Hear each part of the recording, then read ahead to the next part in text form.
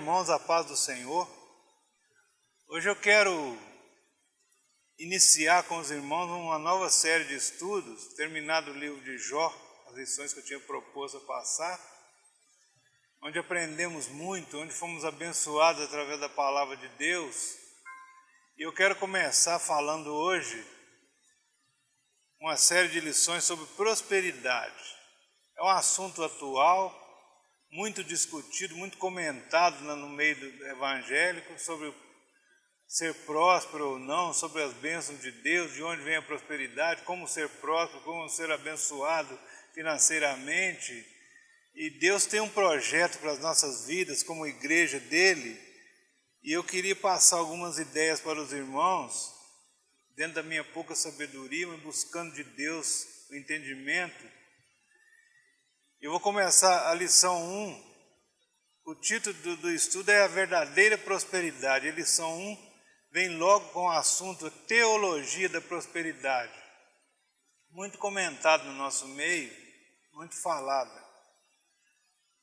O texto áureo que eu escolhi aqui é Romanos capítulo 9, verso 20, mas diz assim, mas, ó homem, quem és tu que a Deus replica? Porventura a coisa formada dirá ao que a formou, por que me fizeste assim? O nosso tema central, prosperidade à luz da Bíblia, que nos leva a uma vida cristã abundante. A verdadeira prosperidade, eu já posso adiantar para os irmãos que vem de Deus. Não é a pessoa ser esperto para negociar, não é ser um grande empreendedor, mas a bênção que enriquece e não acrescenta dores, vem de Deus. E eu quero deixar claro que não é errado o cristão ser próspero.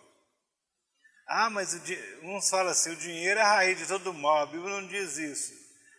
A Bíblia fala que o amor, o apego ao dinheiro ou às riquezas é a raiz de todo mal. Isso foi o Senhor Jesus que disse. Não é o dinheiro, não, mas o apego ao dinheiro, a nossa confiança colocada no dinheiro. É verdade que com o dinheiro você faz muitas coisas, mas ele não pode tomar o lugar de Deus. Deus em primeiro lugar.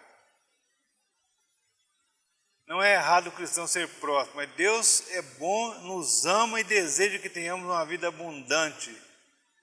João 10, 10 diz assim, Jesus falando assim, eu vim para que tenham vida e vida em abundância. Entretanto, não significa que nunca seremos atacados pela dor, pelas enfermidades ou pela escassez.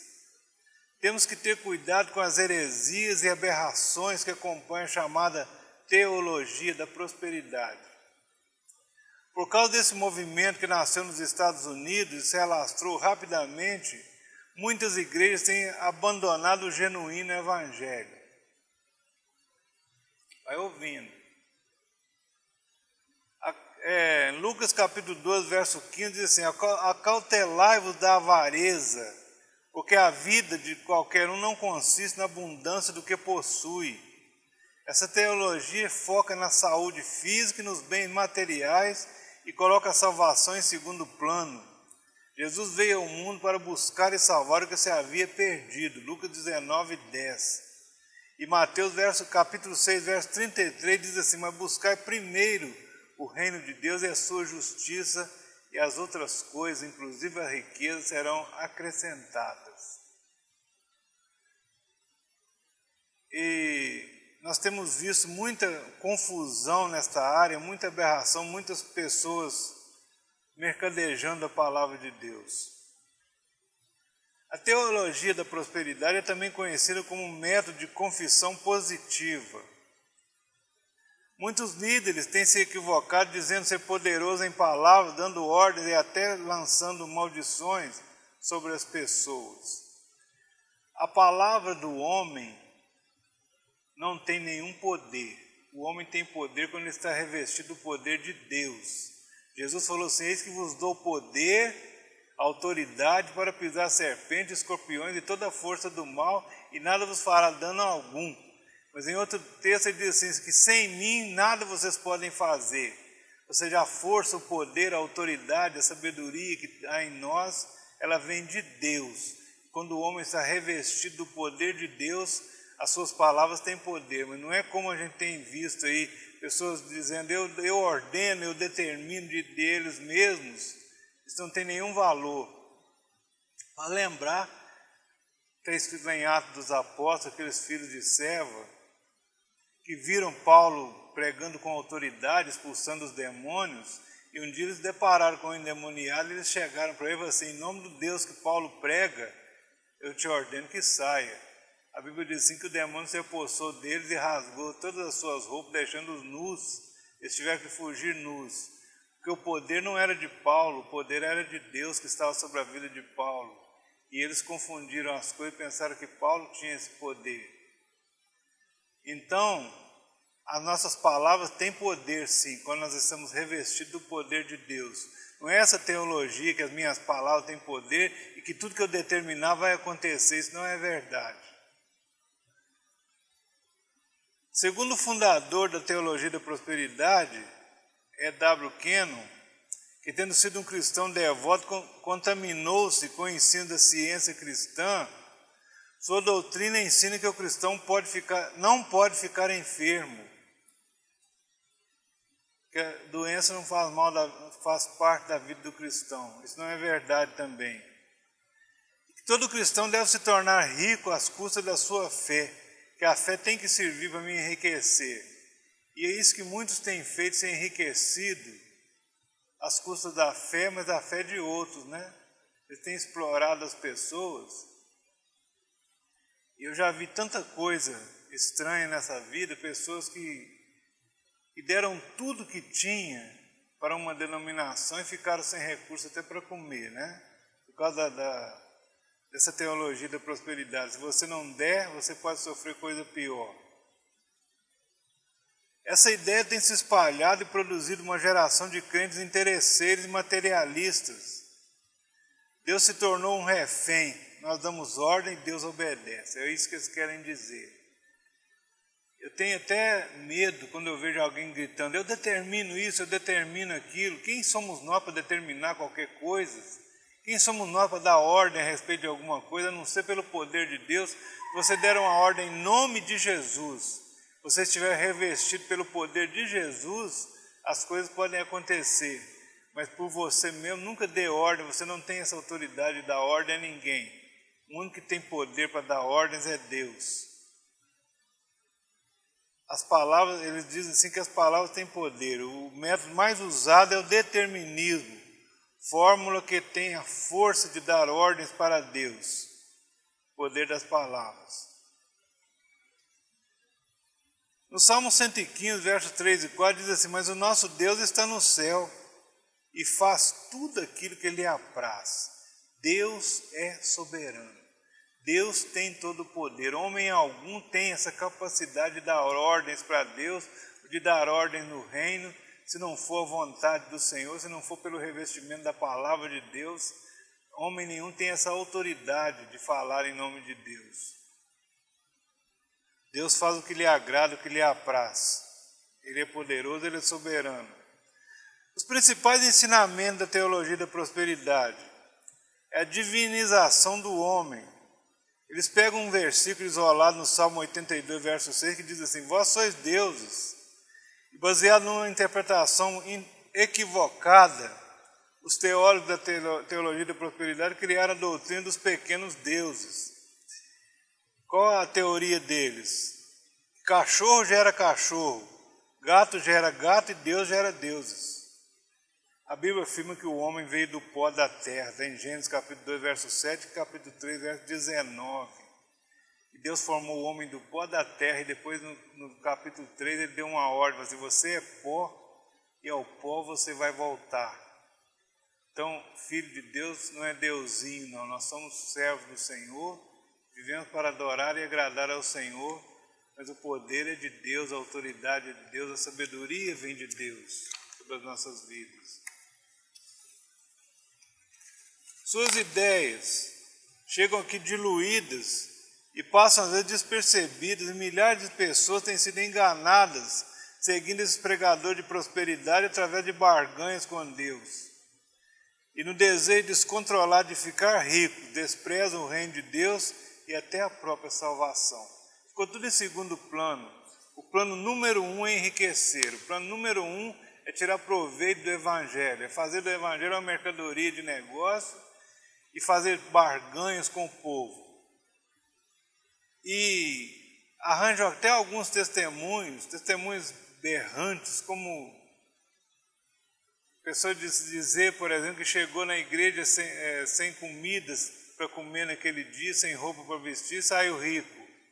São coisas assim mirabolantes que muitas vezes chamam a atenção das pessoas e eles trabalham em cima disso com esse evangelho de barganha, de troca. Você tem que dar tudo para Deus para que você se enriqueça. Negação do sofrimento. Todo sofrimento foi levado na cruz e o diabo deve ser responsabilizado por todo e qualquer desconforto entre os cristãos. Em Colossenses capítulo 1, verso 24, Paulo disse assim: me alegro no que padeço por vós na minha carne, cumpro o resto das aflições de Cristo, pelo seu corpo que é a igreja. Ou seja, Cristo levou verdadeiramente as nossas dores, as nossas aflições, as nossas enfermidades. Mas enquanto estivermos nessa terra, sujeitos a este corpo carnal, nós estamos sujeitos a ficar enfermos, a sofrer as coisas que todo mundo sofre e não há como escapar disso. Em Tiago capítulo 5, verso 11, Tiago diz assim que temos por bem-aventurados os que sofrem. O sofrimento, quando nós sofremos com resignação na presença de Deus, quando nós entendemos que às vezes é correção de Deus e que Deus faz tudo para o nosso bem, todas as coisas cooperam para o bem daqueles que amam a Deus, que são chamados segundo o seu decreto. Nós entendemos e somos abençoados e somos bem-aventurados quando sofremos com paciência. E as consequências da teologia da prosperidade? É o que se tornou pior no nosso meio, o profissionalismo ministerial. A primeira consequência pode ser vista nos púlpitos de muitas igrejas. O ministério antes vocacional tornou-se algo profissional. Mesmo na época que eu converti, ministério pastoral era considerado uma vocação, tinha os chamados. Pessoa que não era chamado, passava por um exame, por uma sabatina, e os líderes entendiam que ele não tinha esse chamado para ser ministro da palavra e não o aprovavam. Hoje virou profissão, as pessoas são formadas em colégios, em escolas, para ser ministro da palavra. Eu me lembro, nos anos 90, quando começou esse movimento carismático na Igreja Católica, apareceu muitas pessoas na nossa igreja, onde a gente congregava, com prancheta nas mãos, anotando tudo que acontecia no culto, para fazer uma cópia, buscando entender como é que a gente fazia para eles fazerem também. Então, são coisas copiadas e pegando somente aquilo que interessa, esquecem que Deus é que está no comando de todas as coisas. Então, o ministério antes vocacional tornou-se algo profissional. Os ministros passaram a ser vistos como executivos bem-sucedidos, como um profissional liberal e não como porta-voz de Deus. Os ministros viraram executivos, viraram empresários. Eles não mais pastoreiam, mas gerenciam a igreja como se fosse sua empresa. A fé tornou-se um bem de consumo e os antes adoradores tornaram-se consumidores. Virou um culto mecânico, né? Você vê na televisão, principalmente, muitas denominações aí, que o culto é mecânico, ele é todo elaborado a partir de técnicas, não tem nada espontâneo ali, não tem nada dirigido pelo Espírito de Deus, mas é tudo técnica, tudo treinado antes. Já tem denominações que contratam instituto de pesquisas para verificar se abrir ou não trabalho em determinado bairro pode ser lucrativo. Eles trabalham com esse sistema, contratam uma empresa de consultoria para fazer um levantamento se em tal lugar é um lugar bom para abrir uma congregação, se vai ser produtivo, se vai dar boa renda, se o povo ali vai responder positivamente. Então, virou mesmo um negócio, né? Em 1 Pedro, capítulo 5, verso 2, Pedro disse assim, eu que também sou presbítero com vocês, digo aos presbíteros, apacentai o rebanho do Senhor, tendo cuidado dele, não por força nem por ganância, mas de ânimo pronto. O rebanho é do Senhor, o rebanho não é de homem algum, não é de pastor algum. Ainda na última reunião que nós tivemos na quinta-feira, o pastor Charles falou isso. A igreja não é dele, ele não é dono de igreja, não é dono de nada aqui. A igreja é do Senhor, é o povo do Senhor que se reúne nesse lugar. E o nosso propósito principal, número 1, é a adoração ao nome de Deus. É fazer a vontade de Deus. Com esse movimento veio o narcisismo. Pessoas que só pensam em si mesmas. Depois veio o modismo, de vez em quando aparece uma nova onda no meio dos cristãos, no meio dos crentes. Já vi tanta coisa acontecendo assim. Primeiro veio uma moda aí que era cair no espírito. Bastava uma palavra de ordem, caía todo mundo na igreja. Concordo plenamente que o Espírito Santo às vezes leva a pessoa a perder o equilíbrio. O poder de Deus é tão forte na vida das pessoas que elas podem perder o equilíbrio. Não é isso aí de cair todo mundo igual um dominó. Depois eu vi na igreja também a unção do riso. Pessoas que riam disparadamente, sem controle, atrapalhando o culto. E quantas vezes eu vi pessoas acabarem com o culto. No meio de uma pregação, a pessoa levantar os gritos no meio da congregação, dizendo que era poder de Deus, e acabou com a pregação. Quando a Bíblia diz, Paulo diz lá em Coríntios, assim, que precisa ter decência e ordem no culto, que quando nós nos reunimos, é para cantar salmos a Deus, é para adorar ao Senhor, para fazer orações, e não para fazer bagunça, né? O reino de Deus é paz. A ideia de reino de Deus vai perdendo o seu sentido. Para que esperar a eternidade para ser feliz, se é possível possuir tudo agora? O lema da teologia da prosperidade é adquirir riquezas. Ter muitas fazendas, sítios, aviões, navios, iates. Ser rico. Andar de maneira poderosa nessa terra. Sendo que o nosso tesouro maior está no céu. E Jesus falou assim, não juntei tesouro na terra, onde a ferrugem corrói, onde o ladrão mina e rouba, mas juntar tesouro no céu, onde essas coisas não acontecem. Então nós precisamos pensar nisso, que o nosso tesouro maior está no céu. E eles querem ser felizes agora, possuir tudo agora, como se fosse levar isso para a eternidade. A Bíblia nos fala da verdadeira prosperidade baseada no dai e ser-vos-á dado. Lucas capítulo 6, verso 38. A verdadeira prosperidade é fruto de obediência a Deus e de um relacionamento íntimo com Ele. Irmãos, eu fui ensinado desde a minha meninice espiritual, vamos dizer assim. Eu me converti no dia 8 de junho de 1980. Foi o dia que eu levantei as minhas mãos na igreja e aceitei Jesus como Salvador. E a partir daí eu fui ensinado sobre o dar e receber, sobre contribuir, sobre dizimar e ofertar na igreja do Senhor, ser participante do reino com os meus bens, com aquilo que Deus colocava nas minhas mãos. Desde então eu me tornei um dizimista fiel e entendi que para eu participar do reino de Deus tem que ser totalmente, em todas as coisas, espiritualmente falando, nas orações, no partir do pão, na leitura da palavra, na comunhão com os irmãos, como a igreja primitiva, e também na parte financeira. A igreja tem suas despesas, suas dificuldades também. A igreja paga aluguel, a igreja paga água, paga luz, paga as despesas e tudo mais que todo mundo paga, a igreja paga também.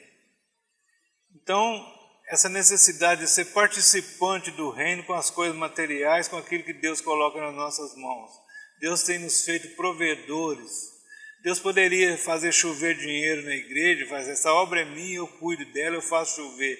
Mas Deus conta com cada um de nós. Deus nos colocou como membros deste corpo, especificamente cada um no seu lugar, com o seu propósito. para que possamos fazer a nossa parte no reino de Deus, fazer a coisa andar.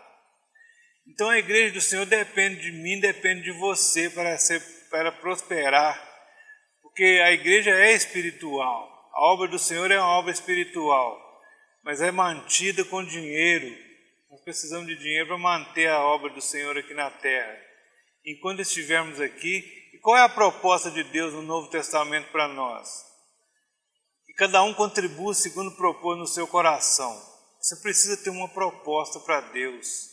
Este é o caminho, o verdadeiro caminho da prosperidade. Não é troca, não é barganha. É você ser liberal na casa de Deus, e Deus, a palavra diz assim: dai e ser-vos-á dado, boa medida, sacudida, recalcada e transbordante é o que Deus te dará de volta quando você investe no reino dele. Então a proposta minha para Deus, de oferta, de dízimo e de contribuição em geral, ela precisa estar dentro do padrão de Deus e de maneira que eu fique alegre ao ofertar. Que o ofertar na igreja, que o levar a minha oferta até o altar, seja um culto de mim para Deus, seja uma oferta espiritual para Deus. Eu estou levando dinheiro, estou levando recurso material, mas o meu coração está se rendendo diante de Deus aos seus pés, apresentando algo que é para o crescimento da sua obra. Eu estou investindo na obra de Deus. E quando eu estou investindo na obra de Deus, eu estou plantando. E a palavra diz assim, que tudo que o homem semear, isso também ceifará. E isso vale tanto para coisas boas como coisas ruins. E a Bíblia diz ainda que aquele que semeia pouco, ceifará pouco. Aquele que semeia em abundância, porém, ceifará em abundância. E ela não diz, mas eu creio que aquele que não semeia nada, certamente não vai colher nada. Se você perguntar para mim, você vai colher feijão esse ano? Eu falo assim, nem um grão. Por quê? Porque eu não plantei. Aquele que não planta não colhe. Mas se você semear na obra de Deus, com certeza você vai colher, vai ser abençoado, a sua vida vai ser de fartura. Não digo que você vai ficar rico. Riqueza, nós vamos ler na próxima lição que riqueza é dom de Deus. Aquele que em Deus deu riqueza, isso é dom de Deus, está escrito na palavra. Então Deus faz alguns ricos, outros não. Deus, você nunca vai ser rico. Você pode ser próspero na presença de Deus, pode ser abençoado na sua casa, na sua família, na sua vida, na sua saúde física. Você pode ser abençoado quando você contribui na obra de Deus. Então fica aqui um convite. Você que não tem participado financeiramente da obra do Senhor, coloca o seu coração nisso, investe na obra do Senhor. O retorno vem de Deus, a resposta vem de Deus, a solução dos seus problemas vem de Deus. Não precisa ter medo, não. Deus não fica devendo nada a ninguém. Mas quando você planta, certamente você colhe, porque Deus manda a chuva sobre a sua vida e abençoa o seu coração, a sua casa, a sua família. Eu vou ficando por aqui hoje e na próxima semana nós vamos estudar a segunda lição, que é a prosperidade no Velho Testamento. E eu já convido você para estar participando conosco em nome de Jesus. Deus te abençoe e Deus faça resplandecer o seu rosto sobre você, sobre a sua família, e que Deus te dê a paz em nome de Jesus.